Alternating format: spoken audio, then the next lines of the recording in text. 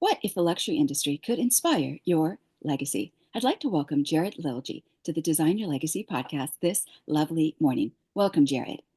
Good morning, and thank you for having me on. It is my pleasure, and I believe you're joining from Texas in the United States of America. Well, I'm actually in a little town called Virginia City, Nevada today. Oh, very interesting. Very Yeah. interesting.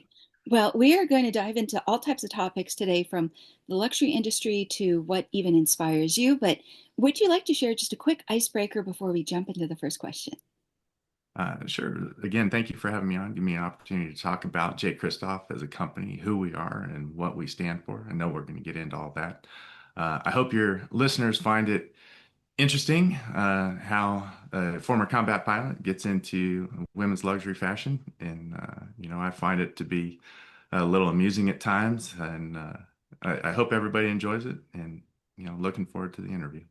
Yeah. Well, I think it's an incredible story. And I think that just as you had a mission before, whether that mission was decided for you by the higher command, or in this scenario, the mission now is inspired by, what it is that you are passionate about, even though I imagine there have been outside influences. So still mission driven. Yes, absolutely mission driven for sure. And that's really what it boils down to, is the mission behind the brand.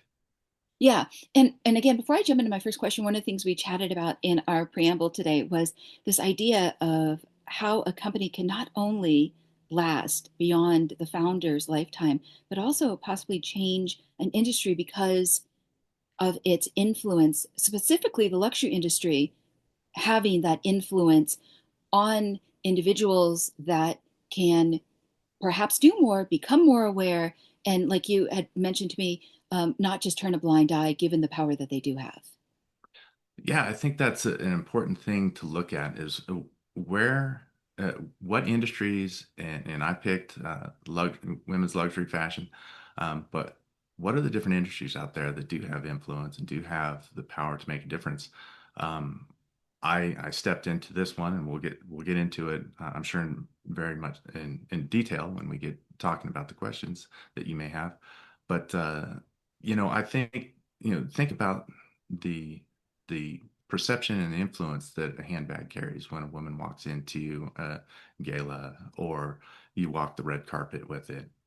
It says a lot, and they always talk about who the designers are and the history of that company or whatever. So if I can get a handbag to start a conversation about uh, the scourge of human trafficking, to bring awareness to it, uh, that is key. That is what we're looking for, besides the donations that the company makes.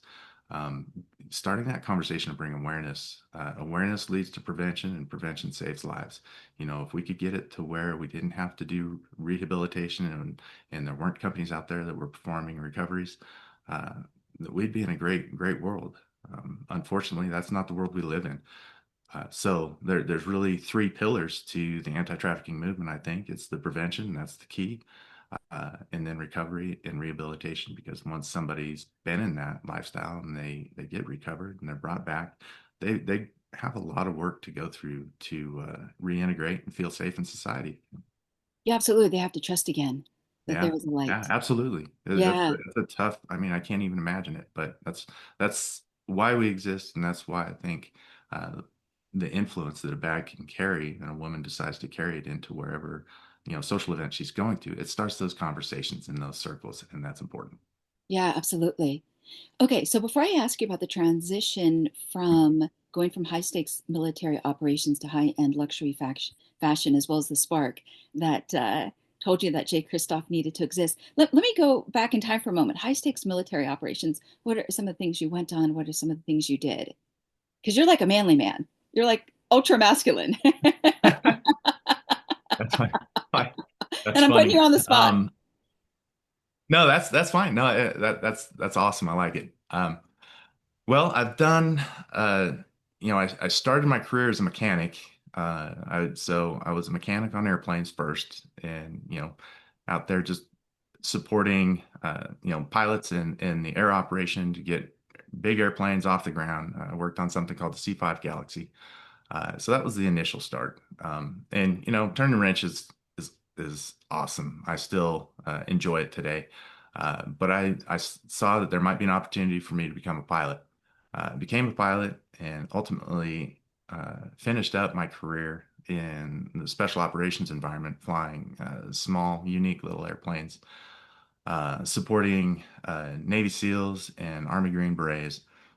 Um, but several operations that I've been involved in over the years, deployed to Afghanistan, deployed to Africa, and we'll get to talking about one, I'm sure, that had a direct impact on trafficking. Um, but yeah, there's Was that the one in Africa? yeah, that was one in Okay. Africa, and Okay. that you're aware of. But we'll talk about that. But yeah, I would go out and fly essentially a bush plane to go uh, blacked out, meaning no lights on the ground, no lights on the airplane, landing on a dirt road somewhere to Mhm. pick people up or drop people off. I mean, it was it was a lot of fun, Yeah, yeah. a lot of fun. Never thought I'd be in women's fashion, that's for Well, sure. I think it had you exposed to different worlds out there outside of the United States and the reality of the predictable. Let me put it that hmm way. hmm Yeah. Okay. So, how did the transition begin, and what was the spark that told you Jay Christophe needed to exist? Uh, the transition started, or I guess the seed for that transition started long before I ever realized it. And I've told people this before, but Jay Christoph, that's my first initial and middle name. And I remember playing in the backyards as a child and just saying it. Why would a child say his first initial and middle name? But I remember being in the backyard playing and saying Jay Christoph and kind of chuckling to myself like that was some high-end fashion company or something. And it never really dawned on me that I would uh, ever do anything with it as a child. I was worried about playing Tonka trucks and football and everything else, like, any other little kid. Um, but later on in life, different different things have happened, and man, I could go on for a long time on this one, but I'll jump right into that operation in Africa. Uh, I just want to interrupt for a moment, politely, sure. that I wonder if it was a soul contract. Like sometimes when people talk about it was written before we showed up here, I almost Uh-huh. wonder if it was like you're a child and you were tapping into something. Oh, I believe that I believe that for sure. Because I don't believe this was my idea. I believe this was given to me by God, and He's put me here to accomplish certain things. One of them being protecting those that can't protect themselves, and then being in different situations where I have to execute that and um, refine my skills and who I am as a human being to make sure I could lead this company ultimately at this point in my life. But when we talk about the spark, or when I realized that I really need to be doing something, was on that operation in Africa. I was part of a joint special operations detachment out there, working with Green Berets, and we were uh, trying to hunt down a warlord and guerrilla forces, and they were well known for kidnapping locals and bringing them into uh, their world, I guess, and enslaving them to get what they needed out of them. Um, One of our teams was in a firefight with them, and a 14-year-old girl ended up getting caught in the crossfire, and we had to do what's called the casualty evacuation of this young girl. So one of our helicopters went in, got her out, and brought her to my location where our flight surgeon, uh, our flight surgeon and the Army medic stabilized her, and then we got her loaded up into a makeshift ambulance of sorts and brought to a hospital where she ultimately survived. Um, but that had a lasting impact on me. I mean, It broke your heart. well, it just, you know, you're seeing this thing, and I'm trying to, it's hard. Here I am, an officer in the military, and a pilot for what we do, and I see this 14-year-old child, and at the time I had kids the same age, um, and this is her first experience with anybody from the Western world, right? I mean, she gets shot in the stomach. This is a tragedy, and now here I am loading her. We Western medicine. We've flown her. She'd never flown before. She'd probably, not necessarily ever even interacted with any kind of airplane. So now she's going through all these, massive emotional event besides the trauma that her body's just received. And I thought to myself, this is not okay for our society. I need to do something. So that was an initial spark to know that there's more out there for me. The Um, injustice bothered you. Absolutely, absolutely, Mm-hmm. and it still does to this day. I mean, Mm-hmm.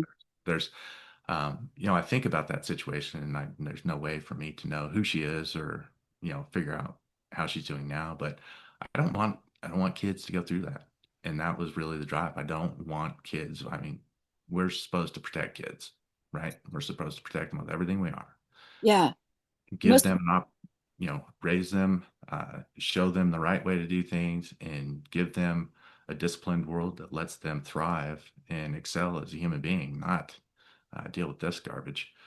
So that was a huge thing for me.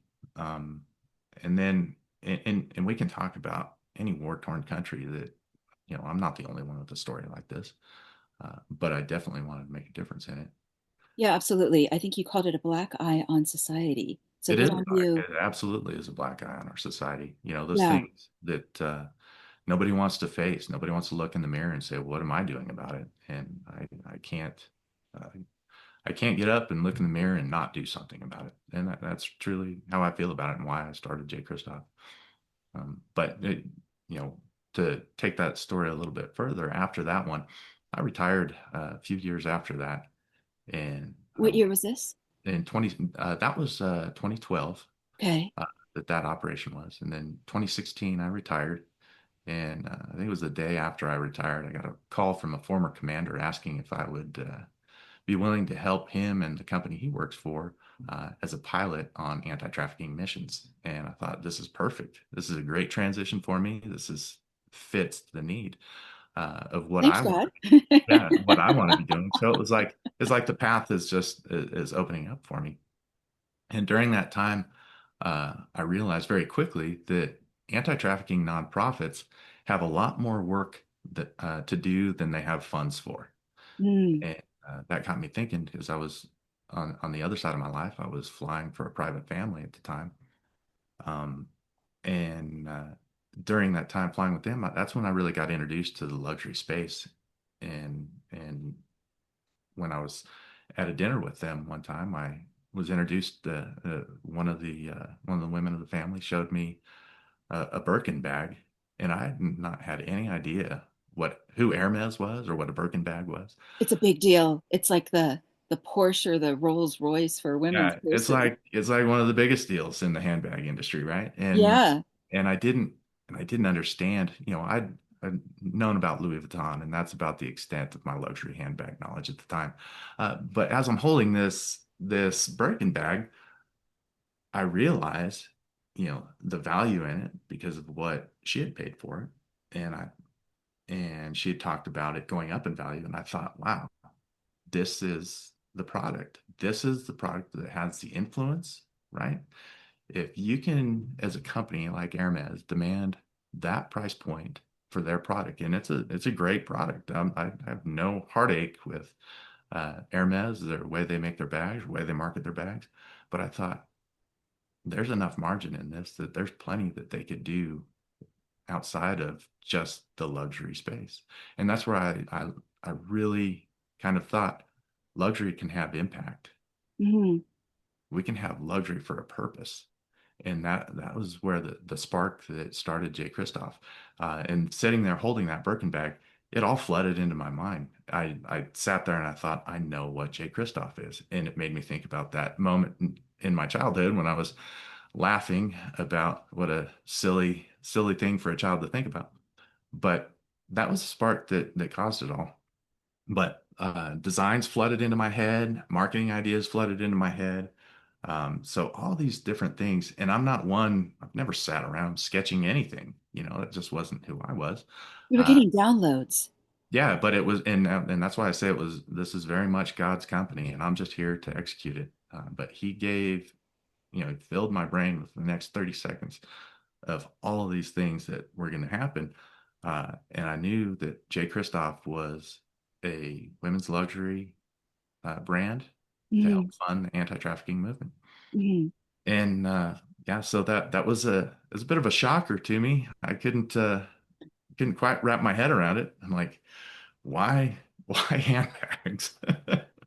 Well, You know, I think it's great. And if you've got the courage to see this mission through, maybe that's what all the past training was the conditioning for today. Because I this think, is in the spiritual realm as well as it is in the commercial realm of commerce. yeah, I think that's exactly what it was. I think everything that ever led me up to it uh, was uh, was to prepare me to lead this company and develop this company. Um, and that leads to a kind of a few funny conversations that I had with my friends. I have a great friend of mine, a retired Master Chief Navy SEAL, and you can imagine how that phone call goes when I call him up. I said, "Hey, I think I'm going to get into the women's fashion space here for this mission." And much to my surprise, he was very supportive. But those are my friends. Those are the type of friends I have. And while he's developing a bourbon company, I'm developing this women's fashion company. So it was kind of funny, but because I get at questions all the time about and why wouldn't you go into something more that you know more about or can relate to more? And I just don't think that was where I was supposed to be. I think the influence that women's fashion has on society is much greater than it would be, let's say, if I was, developing coffee or developing something else. I think this is the right space and the right time. And I think we can change some mindset out there on what luxury really is and what it does. Luxury is not just for the person that carries it, but who does it uplift while you're carrying it? That's important. Mm. I think that's so great about your friend, and it would be interesting to if there could be a like a joint venture or a strategic alliance in marketing. Not, I'm Yeah, not saying like, but the woman's holding the handbag, and then her man's got the bourbon glass. I'm just right. I mean, that's marketing of the marketing is the great equalizer. right. Yeah, that would be funny. Yeah, I'm just brainstorming because Like it. Yeah. Well, one of the things I wrote down is many veterans struggle to find purpose after service, but I think you already had the wind. I'm going to do a little plane metaphor here. You already had Yeah, the wind at your back if you were flying commercially, especially for an affluent family. And then, of course, you're going to break bread with them. I mean, you're flying with them and doing business with them. At some point, you're going to probably get to know them and have an icebreaker, and then yeah, these ideas are going to come forward. And again, it may not have been obvious, but if you can, like, if you, again, I'm just going to hammer this point in again. If you've got the skill set to see a mission from point A to point Z, this is mhm, just your next mission. right. No, Yeah. and that's how And there's, that's I'm sorry to interrupt you. There's a lot of men in fashion. yeah, that's true. I mean, you look at Yeah. Loren, he created an enormous empire with He his did, and brand. he was a straight male and a very masculine, and he had a Mhm. vision, and that's one of the things I just wrote down. Like you saw that vision Yeah, when you were speaking a moment ago about Hermes, yeah, and yeah, and even Ralph Lauren. He had a journey to go on with yeah, men's ties and being excluded at first from the industry, and then but he had such imagination that look at him today. He is. Still having an influence on society. yeah. No, and that's why I think the fashion space is the place to be for me. I never would, when I was flying those operations in Africa, if you were sitting next to me, and told me at the time, "Hey, Jared, you're going to get into the fashion industry," I would have told you were crazy. Never would have expected the turns that led me here. Never would have expected to go through those turns. But here we are, and we're making a difference. And that's the that's the important part, right? What am I here to do? We're here to Yeah, make a difference. And really, that difference isn't about me. It's about connecting the consumer to to the mission, right? Because and I've told people before, I could probably sit and talk to you about trafficking and how it needs funding, how the anti-trafficking movement needs funding. And, you might want to make a donation to an anti-trafficking company at the end of our conversation. And if I pressed you, we could probably make that happen.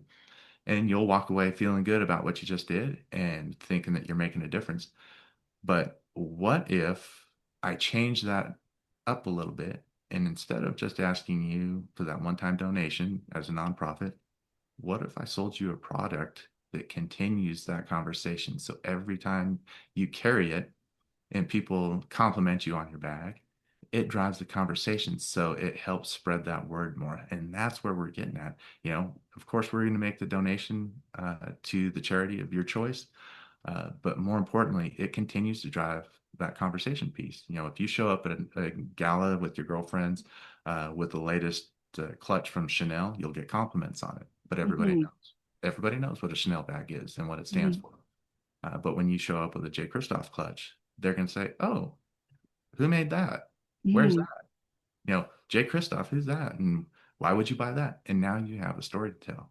And now that plants the seed for anti-trafficking and prevention in all the women you just talked to. Yeah. I don't know what your budget is like or what possible seed angels, angel investors, et cetera, could cross your path in the future. But it would be so interesting if like Giselle Bundchen had your bag on Yeah, Instagram or something like that as I an would, influencer. yeah, I would love, Kate Moss. I would love anybody that's bold enough to take a stand. Uh, Mm, I'm happy to talk to, and that's really what it's about, right? Is the personality has to be bold enough to say, no, I like what this company's doing, and we mm. support this. So that would be, yeah, that'd be fantastic. I'd love that too. Yeah, well, I was just thinking about you mentioned Chanel a moment ago, and I was thinking about her origin story. And she Mhm. was a self-made success. And then she was in France, and I believe she opened her own retail store. She had her own storefront, but I don't know anything more about her just from top of mind of how she went from there to being the in-demand, sought after. Were her designs amazing? Absolutely. But I Yeah. don't know in terms of like competition and other designers who else was there at that time.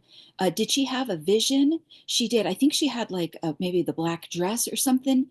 But yeah. Yeah, and I don't know enough to speak clearly on her origin story either. I know they make Mhm, bags though, mhm. and I know the influence that they have, and and that's what I want to. You talk about legacy, and that's really what I want for our company. It's going to outlive me, and people can think of me one way or the other. That's not what I worry about. I worry about this company staying on track and making sure that we're changing the way people look at luxury.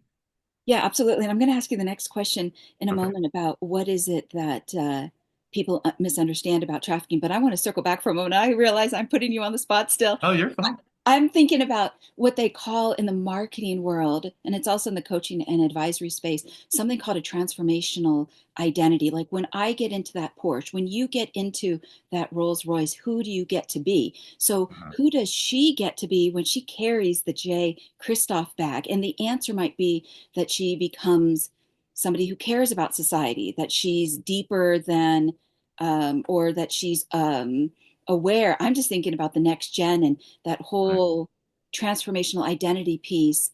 And you've probably got the words for it, but I'm just, That's a great question. I've not put any thought into that, but it's probably something I should put thought into.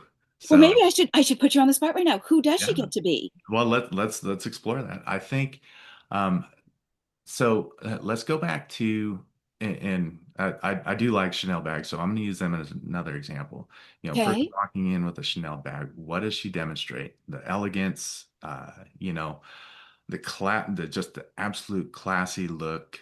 I mean, so that's what she becomes when she's wearing that, and she will carry herself in a manner that shows that, hey, that's a woman that carries a Chanel bag, right? Yeah, I want she's that. got class. We'll add some Chanel Yeah. number 5 perfume to that. Keep going, Right. It just, Jared. but I think you can draw the picture in your mind of that, just the absolute classic beauty that she is when she's carrying or wearing a Chanel, whatever happens to be.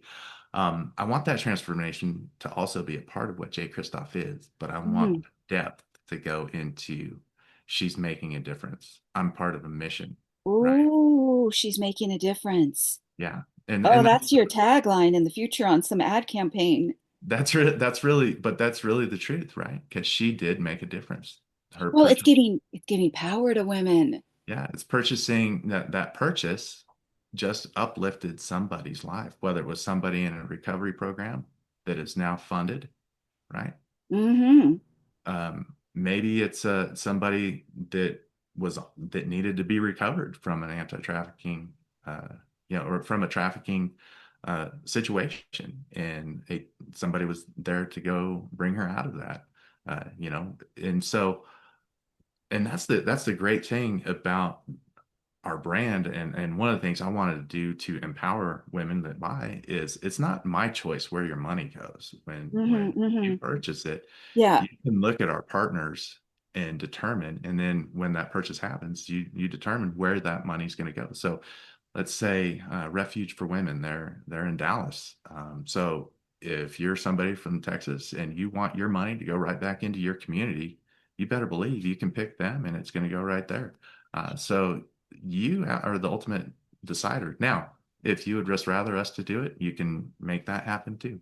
And we can talk about any of that we have a private shopping experience that people can come to, and I'll sit on a Zoom call and sit and we can go through the bags and talk about, you know, I'll talk about the different charities that we support and Yeah, I from think there. with all the young adults, especially what they call the rising generation in Mhm. family businesses and families of multi-generational wealth, they really care about something today called impact investing. So Yeah. that goes right in line with she's making a difference. Or Yeah. if, No, or there will be an impact on every bag that is purchased. Yeah, so I'm not obviously promoting cigarettes, whether somebody is a listener and they smoke or not. So that's separate from the point. But there was an ad campaign before I go to my next question. Virginia Slims, you've come a long way, baby, and that was almost like patting women on the back of again, it's giving power to women. Uh-huh. Yeah. So Yeah. if you go back to she's making a difference, or when the boyfriend buys the J. Christoph handbag for her, whether that Uh-huh. her it could be the girlfriend, the family member, that's the aunt, the mother, the sister, whatever the, Right. even that could say like I'm supporting you, female, to make a difference. Right. Well, and think about this. Let's take a look at from the men's perspective. Hmm. Um, and it's not that I wouldn't ever sell a bag to a man. Of course I would, but Okay. why would a man necessarily want to buy one of our bags? But let's say they're involved with a charitable organization, whatever that charity is, and they know they're going to donate, however much that they're going to donate.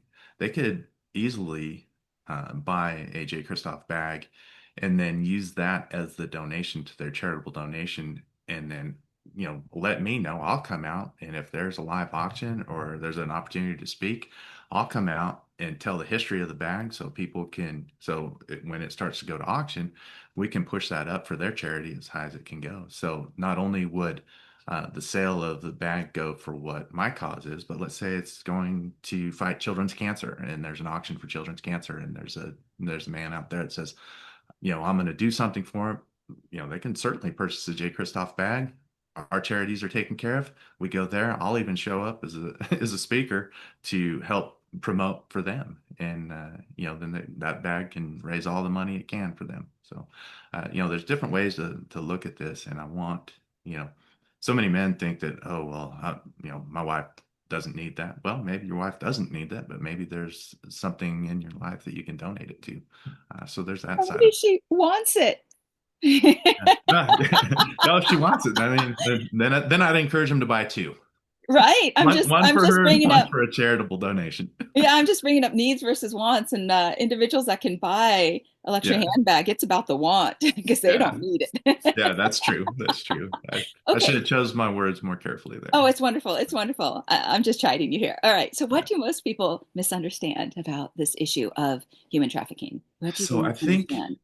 I think one of the biggest things that is misunderstood um, by just the layperson out there that maybe not being researching it is they think it always is something in a faraway land like I described with my operation, or maybe it reflects something like the movie Taken. And that's not necessarily the case. Unfortunately, it's probably in your hometown. It's around major sporting events. It's anytime there's a big event, trafficking goes up in that particular town. So pick any city in America, and there's probably a trafficking problem somewhere in there. Hmm. Often it can be, the victim can be introduced to it very subtly and not even know they're being, introduced. Recruited, Yeah, groomed. yeah, groomed into trafficking through a family member or a loved one or a romantic partner. And then by the time they realize what's going on, they're deep into it and they're ashamed and scared to reach out and scared to get help, because the manipulation and coercion that goes along with creating that victim and getting them in that situation, there's a lot of shame that the victims feel. And I believe the more going back to the prevention piece and the conversations that the bags will generate uh, will help people become aware so they can learn that, hey, we need to really watch for this and be aware of what people are asking and what they're trying to do. And when you see manipulation and coercion uh, Hmm. happening, the hair on the back of your neck should stand up, and you should do something about it. Don't just blindly fall into it. So I think that's the biggest thing is it's not always a violent kidnapping. Yeah, that's a great distinction because I have heard of young ladies being connected to the modeling industry and not Mhm. realizing who's on the other side of the table, Yeah. or just parties that somebody could go to and they don't realize what they've stepped into regarding entrapment, or who's Yeah. looking at them regarding like prey and predator, um, in terms of the hunting ground. I do think it's such a conversation also about power in the sense of giving power to people that they can do something. Like you had said, how have we evolved as a society? That was one of the things you said to me in our preamble. If all we Mhm. can do is look away. And I think a part Yeah. of that is even the fear of the observers in the arena. Well, I saw it, but what do you expect me to do? I saw it, but it's her responsibility. I saw it, but sorry, she Well, had to go down. yeah, and that happens, unfortunately that does happen as I saw it, but what do you expect me to do? And that's Hmm. where I think we kind of step in stand in the gap as a company. Well, if you have if you have the means and you're in the market for a luxury bag, this is an easy one. This makes that conduit uh, to doing something meaningful very easy for people. Um, the there was something you'd said something that I thought, oh, I wanted to hit on that. I forgot, but that's all right. Yeah, that's I'll okay. bring it If back. it comes to you, just let me know in the window of time that I have with you. Yep. Legacy often asks, "What will outlive you?" What kind of legacy do you believe that you're building consciously through J. Christophe, both for yourself and then in service to others? STO. Well, again, I think I touched on this a little bit. I don't think much about my legacy. I don't think about much. I don't think much about my past or what I do. I look forward to the mission and where we're going. So I think, in that particular question, I think it's more about the service to others and as a company. What do we do? What have we changed? How are we doing luxury with impact? Um, Hmm. how are we influencing society to grow in a direction that's healthy for people? Hmm. I know, I'd be remiss to not say, hey, our company needs to make a profit to do what we do. Um, but outside of a mission of being a profitable company, the greater mission and the greater overall scope of this, the whole reason I even got into women's luxury is to ensure that we support those missions. And so I think that's really where legacy lies after I'm left this earth and gone and somebody else is running the company. I want people to look back and say, Jay Christoph, the company, is what made these changes in this space. Yeah, And initiated it. I think that's the place to be. So I look forward more often than I look back at stuff. I need, you know, yeah, I need to build the right teams. I need to make sure that we employ the people with the same mission in mind and understand my heart Mhm. and where we're going. And then I think that that legacy, and as far as my legacy, it'll take care of itself if I stay obedient to what God's asked me to do and we push forward. Yeah. One of the things, and I think you gave me permission to share this. One of the things is in 2022, you became closer to Christ. And you had said to me, every demon believes in Christ, even if they aren't saved. And I Right. wondered if anything else has surprised you as you have built this mission-driven luxury brand.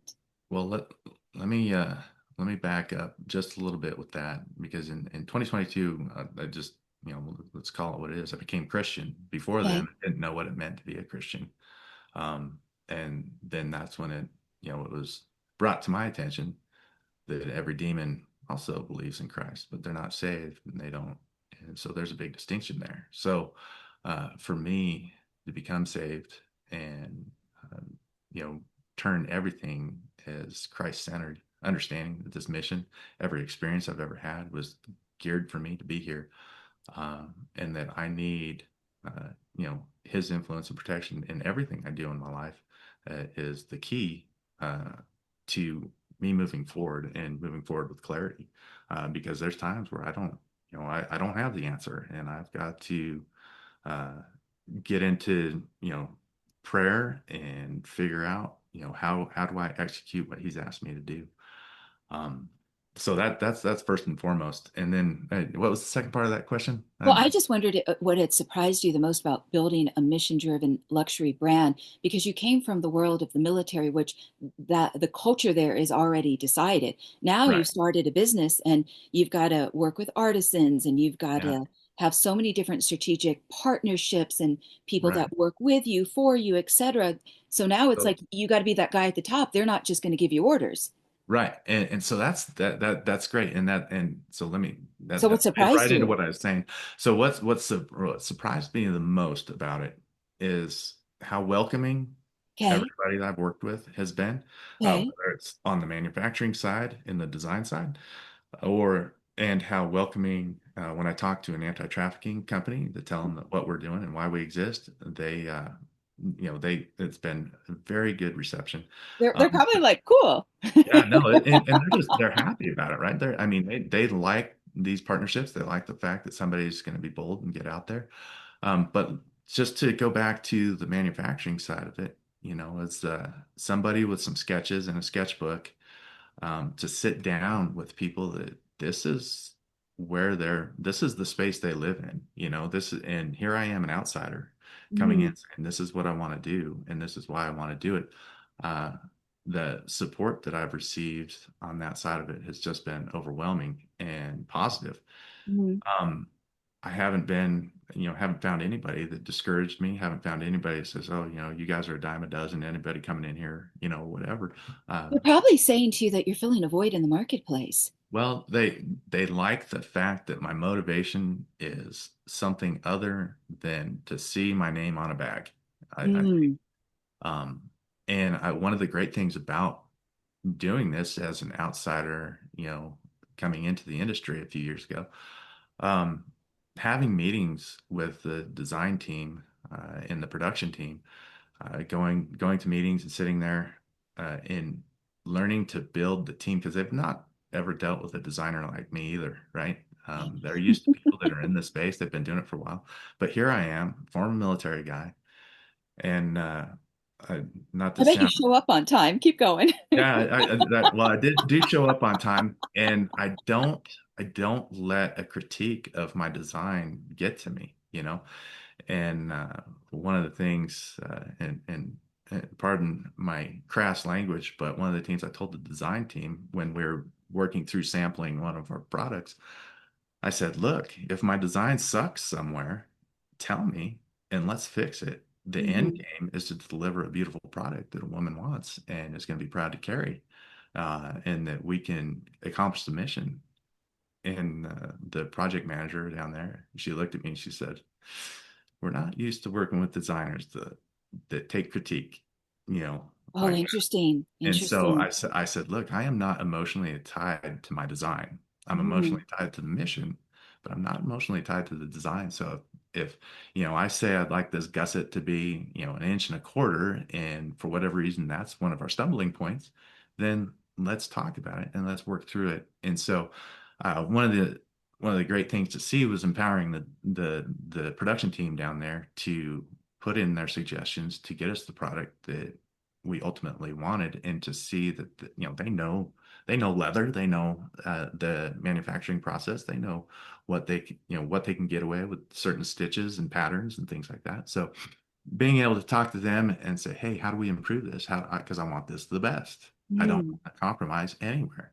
And mm. so I'm not emotionally tied to that design as much as I am tied to creating a beautiful product. So This little tweaks here and there. We get the overall design and what my intent was with the design, but getting there through the manufacturing process is important. And I loved working, and I still do. I love working with the teams to make the designs right and giving them the power to say, we need to tweak this, or we maybe we should consider that, and that's fun.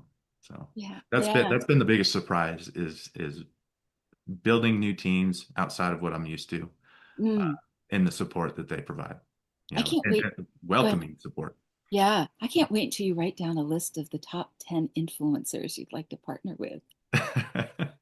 Well, and so that brings up an interesting point, because influencers, you know, they do a great job, but for a brand like me and for a brand like J. Christophe, we have to be very careful.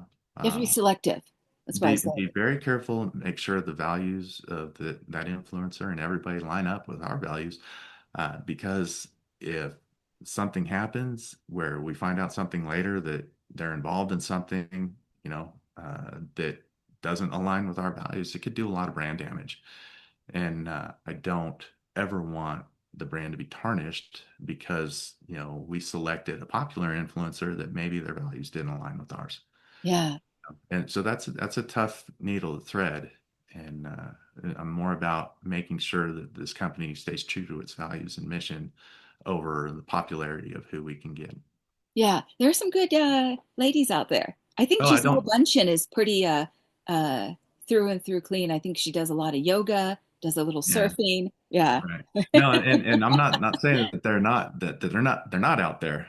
yeah. But I think when it all boils down to however those influencers and I get to in contact with each other, I think they'll feel a calling. Whoever it is, they'll feel a calling on their own heart to be like, you know what, that's the right place to be, and I want to do Mhm. something. And so I think that will God's provided every step of the way, and He'll provide that too. Yeah. I'm just gonna say Giselle wants to make a difference. There you go. I'm putting Giselle on the spot. Okay, top three or four core values. What do you think that they are for you? Uh, for my core values and the way I want to run this company, I think first of all, integrity.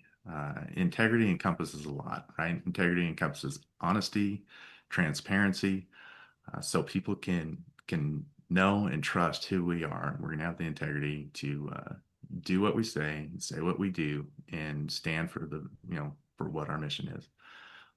Um, let's see, core values. Yeah, integrity stands out the most, and then I think courage, Okay, probably a good one. Uh, okay, and that kind of transcends a lot of things too.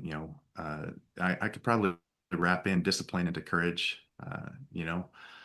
That I got to tell you that the more disciplined you are on um, having kind of that outline or the framework of where we're going as a company, it allows me to have the courage to invest everything I have into it, without having, and that's why I kind of put courage and discipline together. mm, Without that framework and knowing that, hey, I'm disciplined enough to stay on track and to follow something through, that also requires the courage to follow through, right? Because it's not for the faint of heart to get into this. I can tell you that.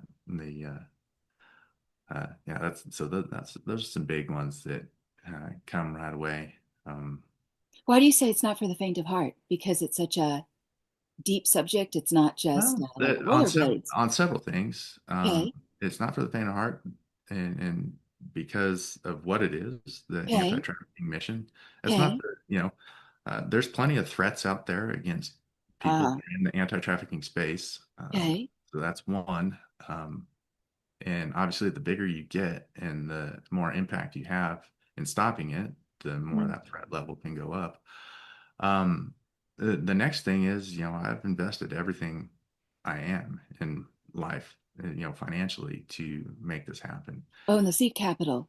Yeah, and Yeah. Okay. I've not taken on any investors or any loans. Okay. It's all self-funded, and the reason being is uh, if I don't if I don't take on loans or debt through investors or otherwise, then I don't have to pay them back, and we can fund the mission more quickly and more effectively.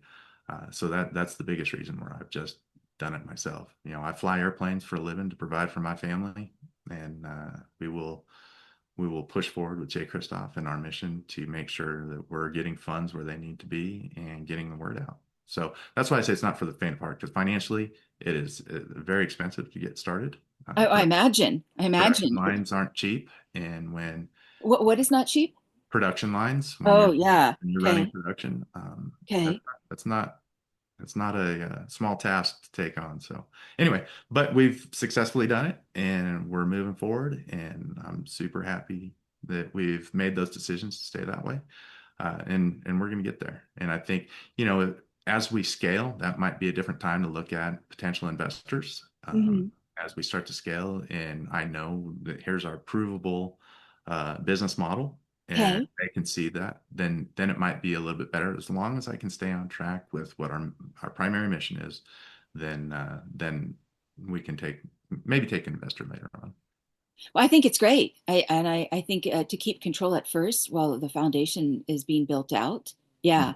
I know we have to wrap in a second. So if you Oh, could no leave problem. one message for every J. Christophe client, whether it's about love, humanity, or legacy, what would that message be? If I'm leaving a message to every client, I think it'd be mostly gratitude. Uh, Okay. I Okay. think,